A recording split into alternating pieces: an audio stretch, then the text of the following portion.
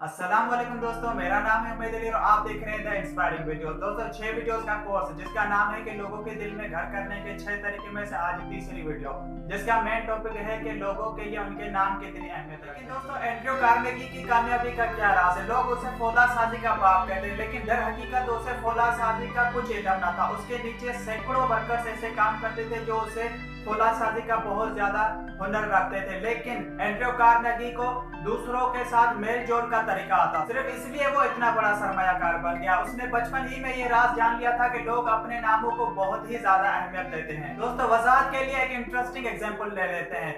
वो बचपन के दिन गुजार रहा था स्कॉटलैंड में। उसने एक दिन एक खरगोश नहीं पकड़ी, लेकिन उसके पास उनको चराने के लिए घास का फुकदान था। ना उसके पास पत्ते थे ना घास था।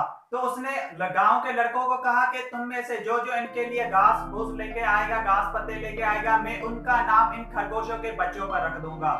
तो दोस्तों इसी फार्मूले को उसने कभी फरामोश ना किया और इस फार्मूले को बिजनेस में इस्तेमाल करते हुए एंड्रयू कार्नेगी ने करोड़ों रुपए कमाए। मिसाल के तौर पर पंसवालिया रेल कंपनी को वो अपने रेल की फौलादी पटरियां बेचना चाहता। उस वक्त उस कंपनी के सदर का नाम एडगर थॉमसन था। एंड्रयू कार्नेगी ने वहां पर एक स्टील का कारखाना तैयार करवाया और उसका नाम रख दिया एडगर थॉमसन स्टील वर्कर्स। दोस्तों ये पहली बहुत आसान है। जब उस कंपनी को रेल की पटरियों की जरूरत पड़ी तो एडगर थॉमसन ने रेल की पटरियां कहां से खरीदोगे हमें कमेंट बॉक्स में जरूर बताएं। दोस्तों कंटेंट लिस्ट में जो टॉपिक नंबर 3 है वो है एक आला किस्म का जॉइंट वेंचर। जब चार्ल्स पुलमैन और एंड्रयू कार्नेगी की कंपनीज आमने सामने थी, वो मुनाफे से बिल्कुल बेपरवाह हो गई थी। वो क्वालिटी को बढ़ा रही थी, वो कॉस्ट से बेफिक्र हो चुकी थी, सिर्फ एक कॉन्ट्रैक्ट हासिल करने के लिए जो कि रेल के डब्बे बनाना था। वो दोनों अलग अलग उस कंपनी से मिले, अपने सैंपल्स दिखाए, अपनी तारीफें की, जो वो कर सकते थे वो सब कुछ उन्होंने किया। फिर एक दिन mister Andrew Carnegie Charles Pullman से मिले और कहा कि आपको नहीं लगता कि हम एक दूसरे को बेवकूफ बना रहे हैं? तो चार्ल्स पुलमैन ने कहा कि आपका क्या मतलब है?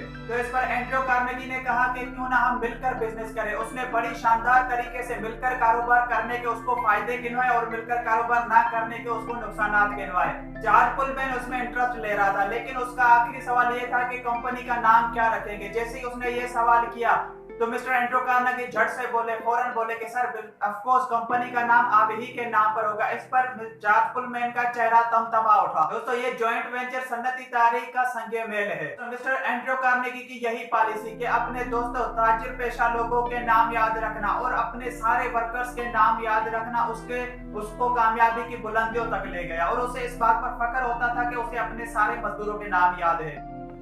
दोस्तों कंटेंट लिस्ट में जो टॉपिक नंबर 4 है वो ये है कि हम लोगों के नाम क्यों नहीं याद रख पाते। दोस्तों इसकी एक बड़ी वजह ये है कि हम अक्सर उन नामों को बार बार दोहराने, उनको याद करने, अपने जहन पर नक्श करने का वक्त नहीं देते। हम अक्सर ये गिला करते हैं कि हमारे पास वक्त नहीं, हम किस तरह से इतने नामों को याद रखें। लेकिन ऑथर कहते हैं कि मैं ये यकीन से कह सकता हूँ कि आप मिस्टर रोजवेल्ट से ज्यादा मसरूफ नहीं होते। वो जिससे भी मिलते, वो दूध वाला होता, चाय वाला होता, न्यूज़पेपर वाला होता, लेकिन आप उसका नाम याद कर लेते थे। He was the president of America। Mister Roosevelt कहते थे कि किसी की खुशनुदी हासिल करना, किसी को इज्जत बख्शने का सबसे आसान, आला और रोशन तरीका यही है कि उसको उसके नाम से पुकारा जाए। दोस्तों हम में से कितने लोग इस हकीकत से, इस असूल से वाकिफ रखते हैं? अगर हम किसी मुसाफिर से या किसी अजनबी से मिलते हैं तो हम उससे बातचीत तो कर लेते हैं, लेकिन आखिर में हम उसका नाम तक फरामोश कर जाते हैं। तो इस काबिलियत की जितनी जरूरत सियासत में, उतनी ही काबिलियत इसको अपने सोशल सर्कल बढ़ाने के लिए और अपने कारोबार को बढ़ाने के लिए इस काबिलियत की बहुत ज्यादा जरूरत है कि हम लोगों के नाम याद करें और उनके नामों को इंपॉर्टेंस दें और उनको उनके नाम से ही बुलाएं। दोस्तों कंटेंट लिस्ट में जो टॉपिक नंबर 5 है वो कुछ सिंपल टिप्स हैं जिनको हम इस्तेमाल करके किस तरह से आसानी से लोगों के नाम याद रख सकते हैं। तो टिप नंबर 1 ये है कि पे अटेंशन। हम जिससे भी बात करें हमारा पूरा फोकस उसी की तरफ होना चाहिए। जो वो बोल रहा है हमें उसी को सुनना चाहिए और जो उसका नाम है अगर हमें वो नाम पहली दफा में समझ नहीं आए तो हमें कहना चाहिए कि आपके नाम की हिजे क्या है, इसको लिखते हैं कैसे। जितनी दफा हो सके हमें उसके नाम को सुनना चाहिए during the conversation. Simple tip number 2 ये है कि उस बंदे को नाम को रिपीट करें बार बार। कन्वर्सेशन में जितना हो सके उसके नाम को रिपीट करें। फॉर एग्जांपल आप ये कहें कि पानी देना, instead of you can say that Ali पानी दो या अली न्यूज़पेपर उठा के दो। मतलब जितना हो सके उतना उस कन्वर्सेशन में उस बंदे के नाम को आप जितना रिपीट करेंगे वो नाम याद होने के उतने ज्यादा चांसेस हैं। दोस्तों टिप नंबर तीसरी जो है, don't have any other conversation in your mind while conversation. जब आप किसी बंदे से बात कर रहे हो तो एक टाइम पर एक ही काम करना चाहिए, हमारा पूरा फुली कंसंट्रेशन उसी पर होना चाहिए।